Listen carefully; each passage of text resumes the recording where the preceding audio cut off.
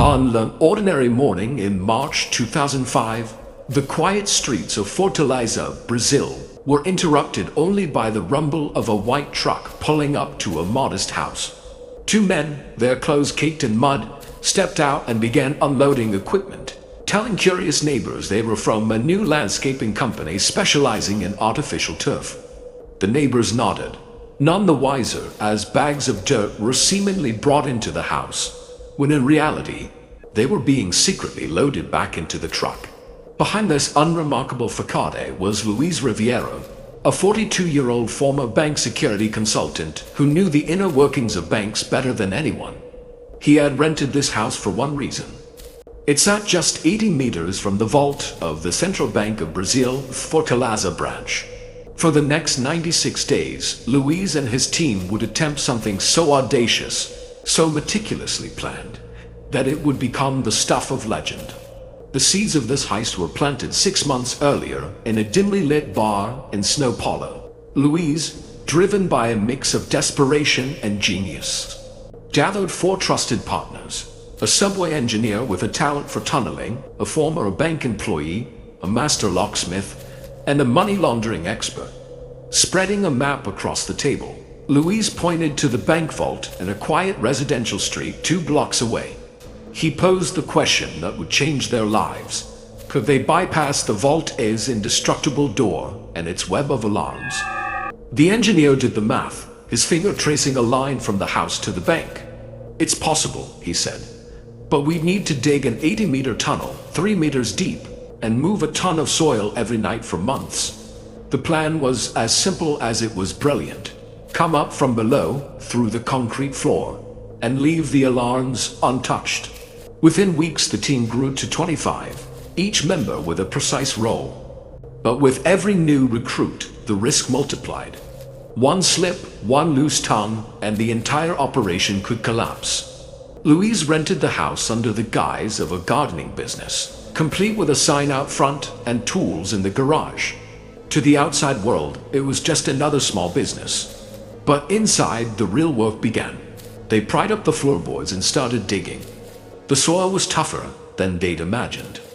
And in the first week, they managed only a 3-meter shaft, shoring it up with wooden beams.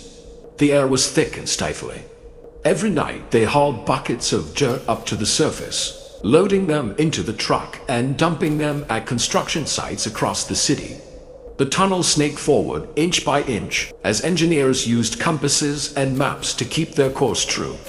Progress was agonizingly slow. After a month, they'd only made it 30 meters. Tempers flared, exhaustion set in, and the team began to fracture.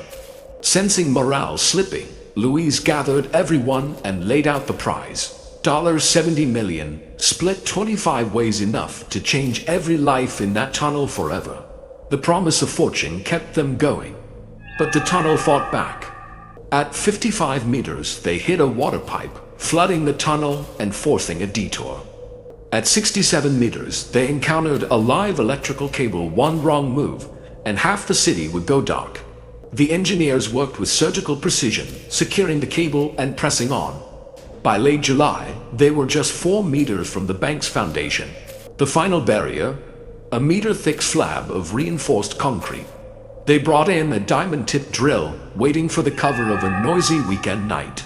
On August 5th, as the city slept, the drill roared to life. Hours later, they broke through. A team member climbed into the bank's basement, his flashlight beam trembling as it swept across the darkness. Above him, the vault's floor grill waited. A dawn was coming. They retreated, nerves frayed, to rest before the final push. At 10 p.m. the next night, they returned. Bolts were removed, the grill lifted, and the team slipped into the vault. Bags were filled with cash, passed down the tunnel in a human conveyor belt.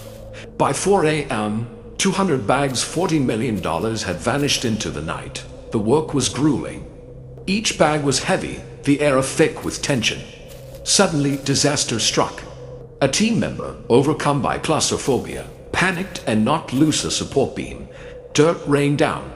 The tunnel threatened to collapse. The engineer barked orders and the team froze. Inch by inch, they stabilized the beam. The crisis passed. but the shaken man withdrew, unable to continue. By dawn, 300 bags, $16 million were gone. The vault was half empty. The next night, they returned for the final haul. By 4 a.m., the vault was nearly bare. $70 million, packed in the hundreds of bags, filled every room of the house. As the sun rose, the team melted away, the house returning to its quiet facade. The bank, just 80 meters away, remained blissfully unaware. Monday morning arrived like any other. At 9 a.m., the bank manager unlocked the vault and stared in disbelief. The shelves were empty. No alarms had sounded. No doors had been forced.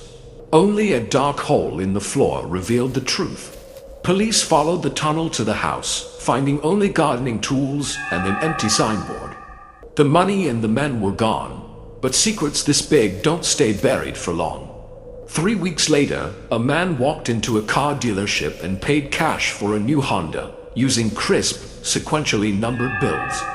A salesman grew suspicious and called the police. The trail led to 3 arrests. One, desperate for leniency, spilled everything, names, roles, the entire operation.